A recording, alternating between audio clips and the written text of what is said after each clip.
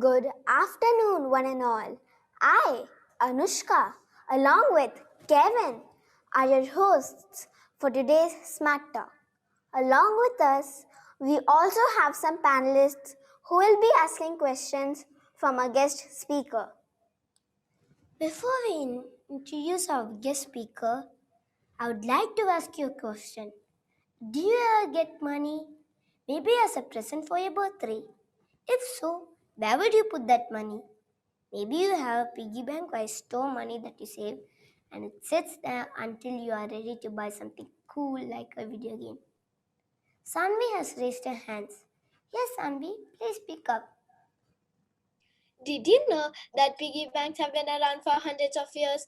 They didn't start out shaped like piggies. Why are they called piggy banks?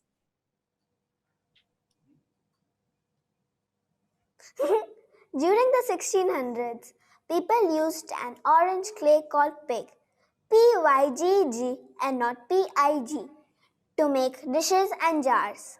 These containers were sometimes also used to keep spare change. Over time, it's believed that some potters got creative and decided to use pig to make pig-shaped bags. That's how it got its name. We have another panelist raising a hand.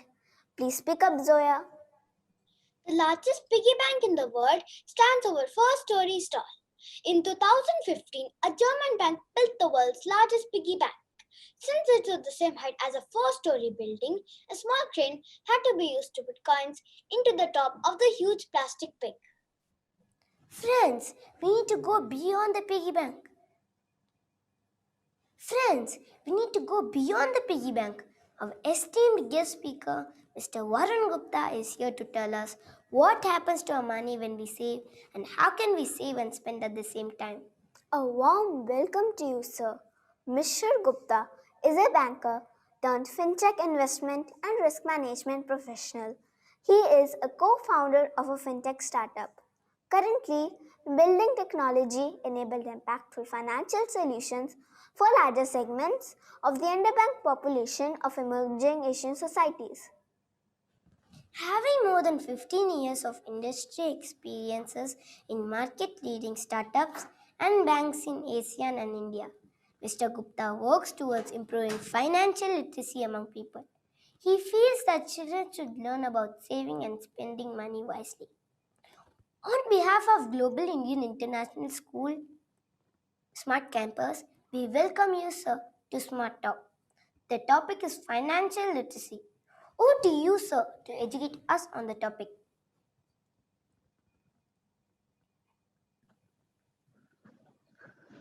Good afternoon, everyone. And thank you to all the kids for a very warm introduction.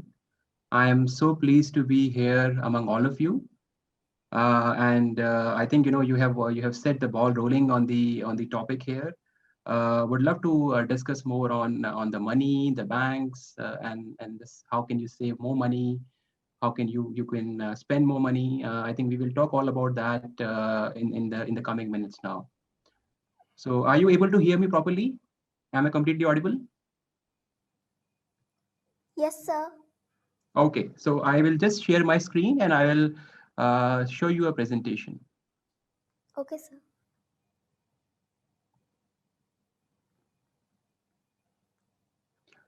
Okay, so as you all mentioned that today's topic is on financial literacy. We will try to do some smart talk on how we can become a better financially literate individuals starting at a very young age. So I feel that all of you at this such a young age should start learning about financial literacy. So before I start, I think you've already introduced me in a very warm manner. But I think I will just put it short and tell you who am I. I am nothing but I am your fintech uncle who basically loves to talk about numbers. So you just remember me as your fintech uncle whenever you think about anything about financial literacy. Uh, and you mentioned that I work in a very special type of a bank. So we'll talk about banks. What is a bank later on in the presentation. So I work in a very special type of a bank, which you also call as a fintech. Uh, and what are we going to do today? We will be learning about something very interesting things about money. How can you understand money better? What happens to your money in a bank, and all those other things about spending and saving.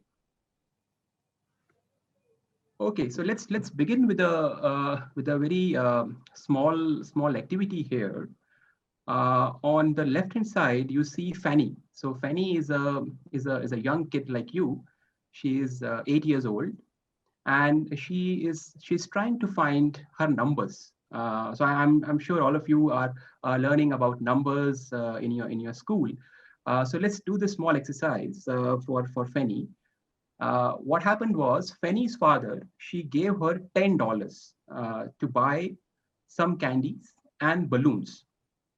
Now, one candy costs $2 each, and one balloon costs $3 each. So she gets $10 to buy some candies and some balloons. Now, my question to you is, if she wants to buy 3 candies, how many balloons will she be able to buy? So she needs to buy 3 candies. What will be the number of balloons she can buy? And also, after buying these 3 candies and a few balloons, how much money will be left with her in the end? So let's look at the numbers. One candy, $2. So 3 candies, 2 plus 2 plus 2, $6. You've all learned about addition, or you can do multiplication. 2 multiplied by 3, $6. Then after that, she is left with $10 minus 6, which is $4. So we subtract numbers here. Now with these $4, she needs to buy a balloon. Now a one balloon will cost $3. So what can she do? She can actually buy only one balloon. Why? Because 3 is less than 4. So she's only left with 4, so she can only buy one balloon. So in total, what is she left with? So she spent that $3 on buying the balloon, and she's left with $1. So in the end, she is left with $1, and she has bought 3 candies, and she has bought one balloon. So this is what she could do with the money, what her father gave. Now let's go deeper into it. The question is, what is money?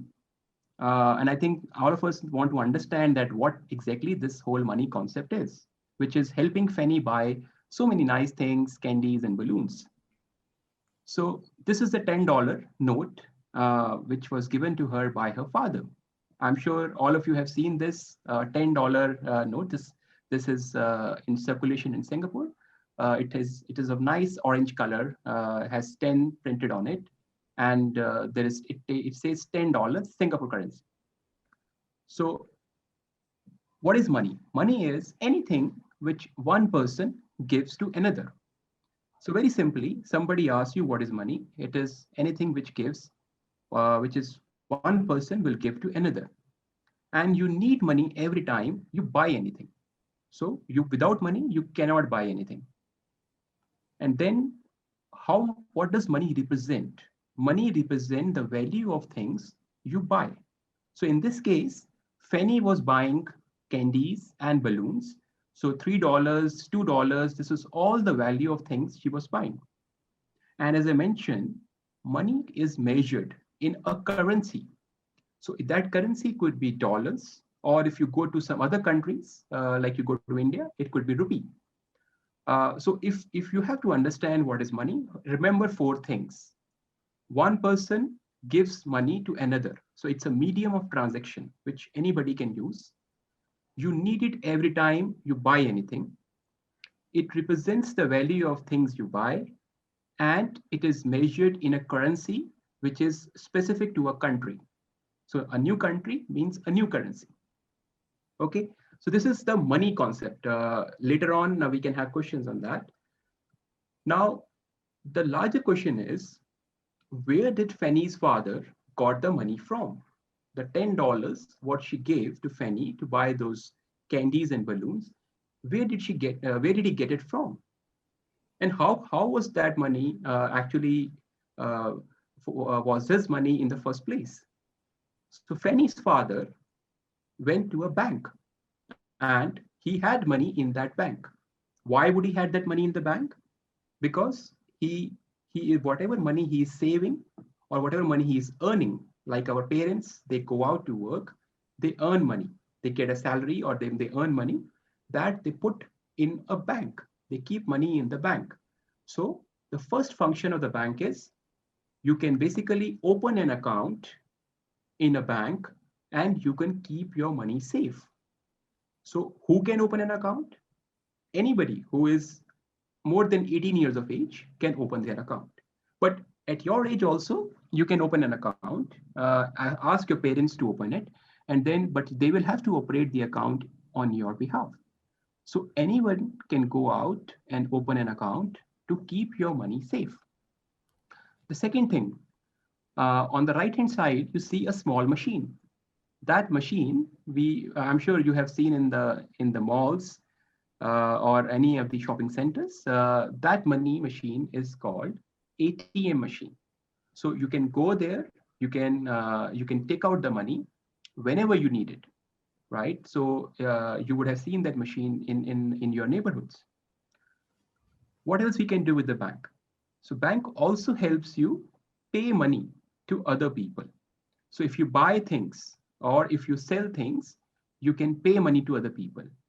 On the bottom right left side, you see there is small logos of Gyro, Pay Now. These are the methods. I will talk about them a little bit later. These are the methods by which you can pay money to other people, and this is done using a bank.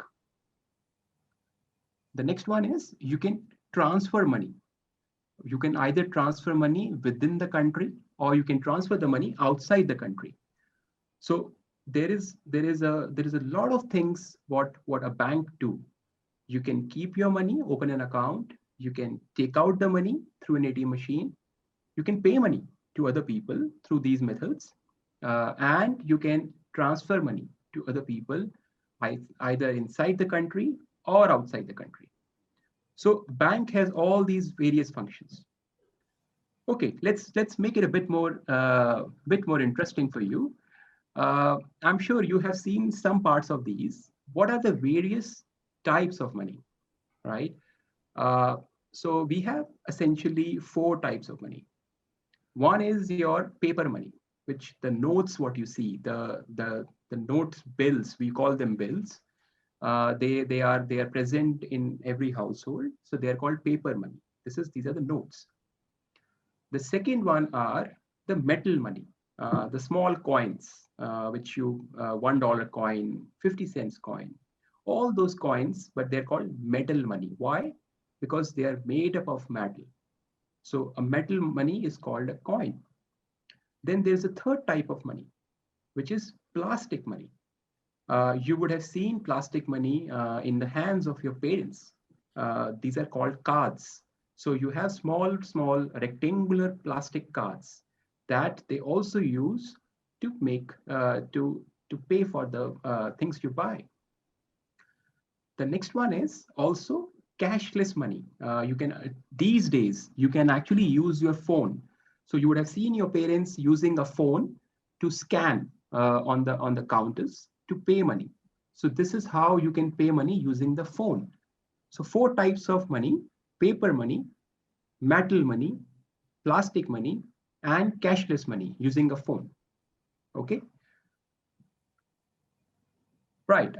I think you must have seen this in the malls and in the shops. So on the left hand side, this is what you see at Toys R Us. All of you would have gone to Toys R Us. So Toys R Us says that they can accept payments in all these methods. Then in the middle one, you see a machine. That machine is basically used to make payments on the counters. And on the right hand side, you see a QR code that basically is used to scan a code. Like these days, we are going out and we are all scanning our code, even for the trace together and all that. But these are the different ways of making payments. So you can give paper and coin money, You can insert a plastic card, you can tap your phone to pay, or you can just scan the QR code. By these four methods, we can actually make the payment. So I will sort of stop here, and I have designed one activity for you, which later on I will pass it on to your teachers, and you can do it with your parents or your friends. What I like you to do is we will look at the various methods of how do you pay money. So in the next 1 month or maybe next 2 months, whenever you go out with your parents to any of these shops, wherever you go, you just write down the name of the store. Like, for example, you go to Toys R Us, you write down the name of the store, and you see what kind of money is being used. Are your parents paying using plastic money, paper money, metal money, or whatever different types of money? So you write it down on the plastic money. And also you see that how are they making the payment. So if it's a plastic money, they will be inserting the card or they will be scanning the phone.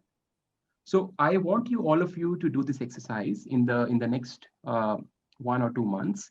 Wherever you go, write down the name of the store, type of money, and how you are paying it. And then next time we will see that how many times your parents are using which kind of money. Okay. Uh, okay. Let's come to spending and saving now. So going back to our story of Fanny, Fanny got $10 from her father, and we found out that she ended up spending $9 in buying 3 candies and one balloon.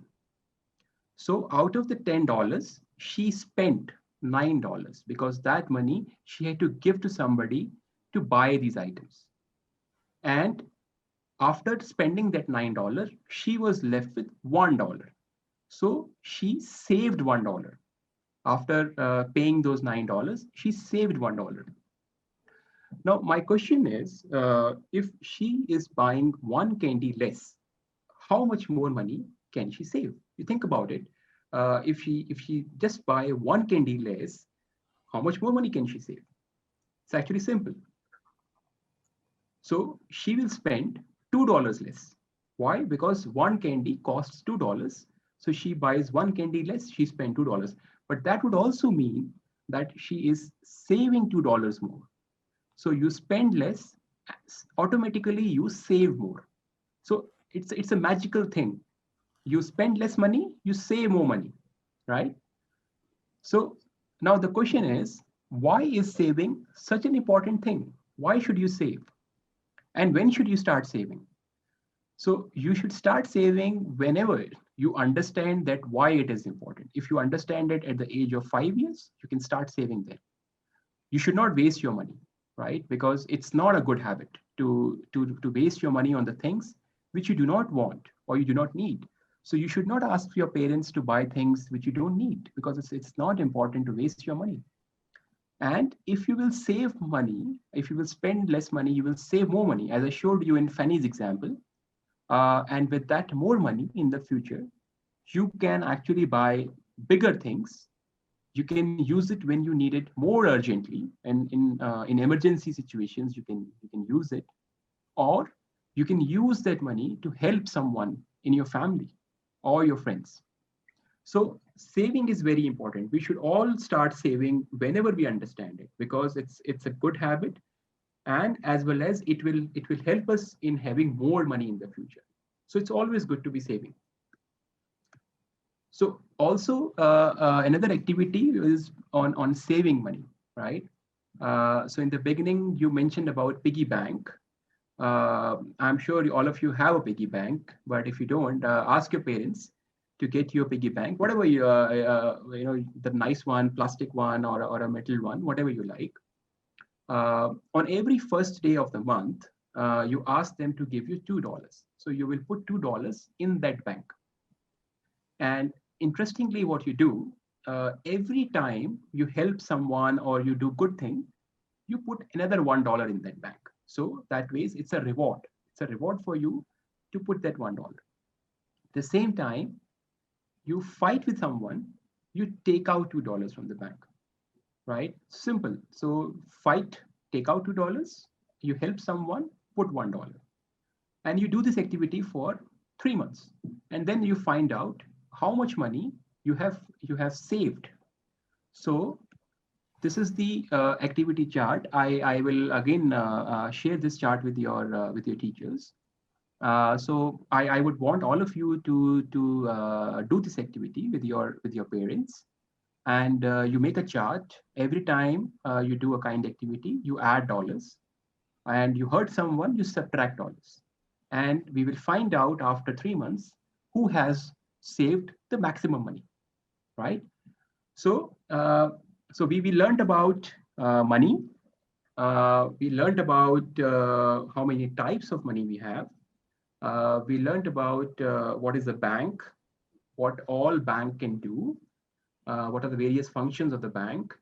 Then we learned about how can you make payments, what are the various ways you can make payments. And then finally, we learned about this concept of spending, saving. How can you save more money, right?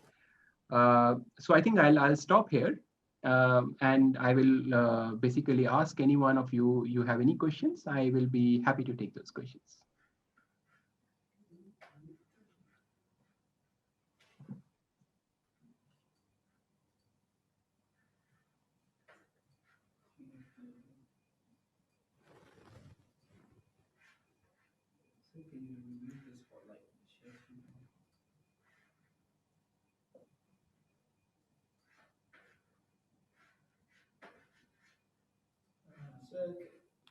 Yeah. Okay, sure.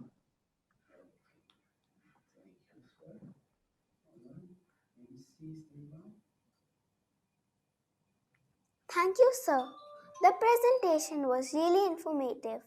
Basic money management has to be studied in a very young age. This is a new and vast subject for all of us, and we have a lots of questions to ask. I can see that our young panelists are raising their hands. Now we shall have a Q&A session. May I ask the panelists to take turns and shoot out their queries? Good afternoon, sir. I'm Adish. My question to you, sir, is how were you as a student? What was your favorite subject in school? Good afternoon. Thank you so much for that lovely question. So as I said, I just love numbers. So naturally, my favorite subject in my school was mathematics, and I love numbers. Yeah, I think numbers have been always been magical. So that was my favorite subject. Good afternoon, sir. My name is Rishona. I'm from class 3A. My question is, do I need an aptitude format if I want to do banking? Good afternoon. I think you need to have an aptitude to learn. So of course, if you do banking, the numbers they will be more dealing with the numbers. So it is good to have knowledge about numbers. But I think for whatever you do in life, the most important thing is you need to have aptitude to learn. Learn from your teachers, learn from your elders, and think if you will have that aptitude, you can do anything in your life. Good afternoon, sir. My name is Ishat, and my question to you is, did you save as a child? What was your pocket money and how did you manage it?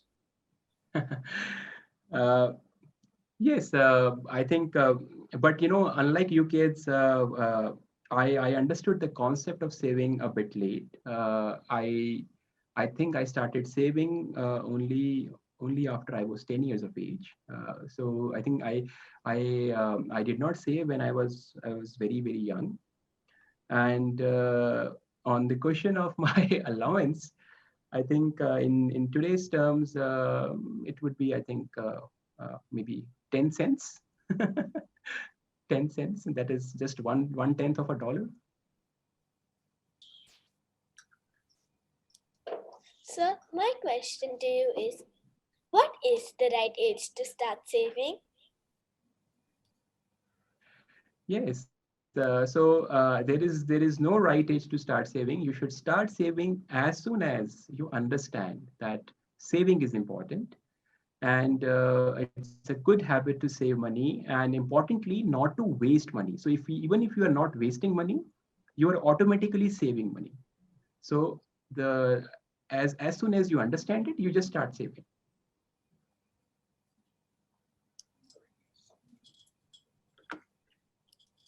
Good afternoon, sir.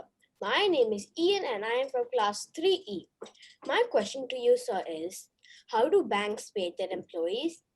If the money deposited by us is paid as salary to the employees, how do we get our money back? Yeah, good afternoon. I think you have asked a very good question. So I think, and there are two, three parts to that question. So banks banks do not pay their employee by using the money what we keep in our banks, right? So banks have have a policy of basically keeping the money which is kept by you and me in the accounts, of not using that money to pay salaries to their employees. So we must understand that. And secondly, whenever you want to take out money from the bank, you can go, and as I told you, you can use an ATM machine, or you can walk into a bank branch. You can take out the money. So banks have a function of paying money as well as keeping your money safe.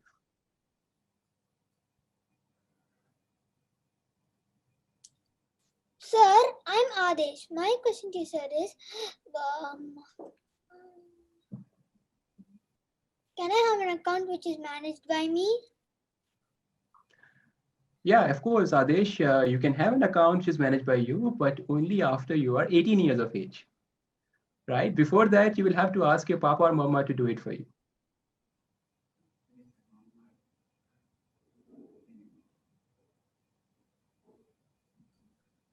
Good afternoon, sir. I am Pia Kashyap from class 3. My question to you, sir, is when we fill our iPad consent form, there's no option for paying by Gyro. What is it? Right.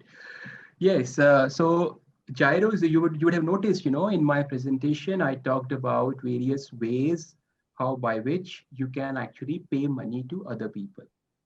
So gyro is one of the payment methods.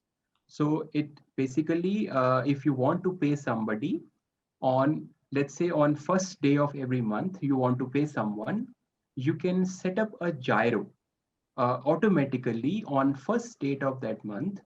That amount will be paid to that person, whoever you want to pay, through the gyro. So gyro is a method of paying.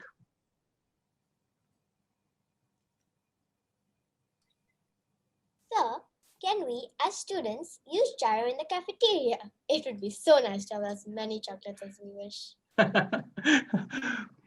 Yeah, so you cannot use gyro in cafeteria, but because gyro, as I mentioned, it is for a specific purpose, right?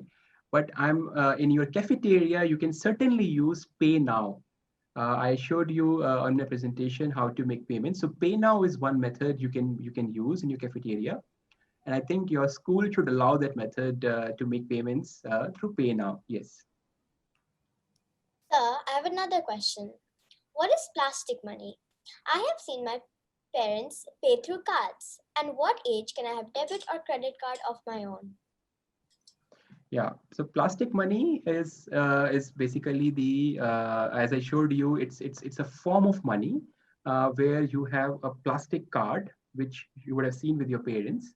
They can use that card to go and insert in a machine. That machine which is present on all the shops. They insert the card in that machine, and then you can use that card to make payments. So it is a form of making a payment. Your next question, I think you can only have a card of your own when you're of 18 years of age. Instead of taking money from us, why can't the bank just print notes? This way, everyone can have enough money. Oh, that's a very very intelligent question. Why banks cannot print money instead of taking money from us? So I have a simple question to you. if you think everybody will have more money, what will happen? So if you have money, if you have more money, your friend has more money, or everyone has more money, what will happen? Um, we would like to spend more money or save some money, I Okay, would like to say. right. So then what will happen? I'd be very happy for myself and everyone else.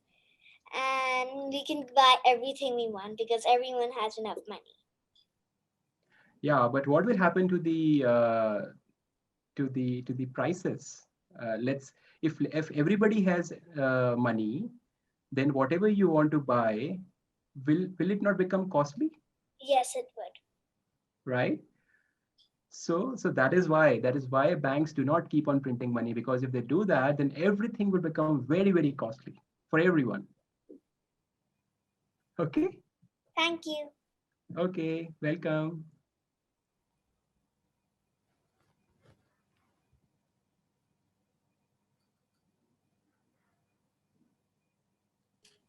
When we pay for things, we are charged tax too. Why should my parents pay for it? Yeah, so tax is paid to the government. So whenever your parents are buying anything or they are earning anything, they have to pay tax to the government. Now, why they have to pay tax? Because the government, it helps in creating a lot of facilities for us. The roads you go out, the things you see around you. So they spend a lot of money on keeping everything in order. So for that, the government also needs money. So we have to pay tax to the government so that they can keep everything in fine order for us.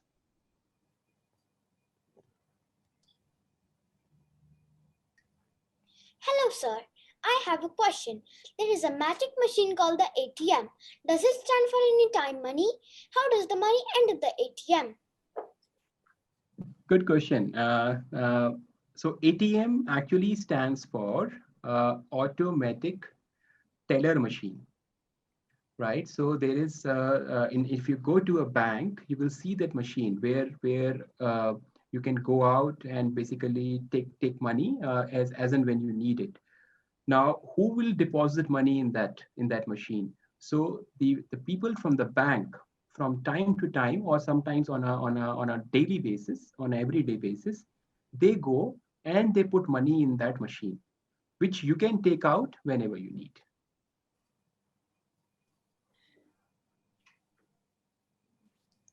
My parents give me $15 a month. How can I spend it wisely? Yeah, you can. You should definitely save something out of that. And as I told you, saving does not mean you need to actually save money which you need. So you should start by not spending money on things which you do not need. So that is the first thing of saving money. And the second is, I always tell that you should set a budget for saving money. So out of $15, let's say you have to save $5 every month or every day. You can keep that, and then the balance you can use to spend money. So that ways you can spend also, and you will have some saving also. Thank you so much, sir, for taking out your valuable time to show us how and why should we use our money wisely. Now, may I invite Ambika ma'am to please say a few words?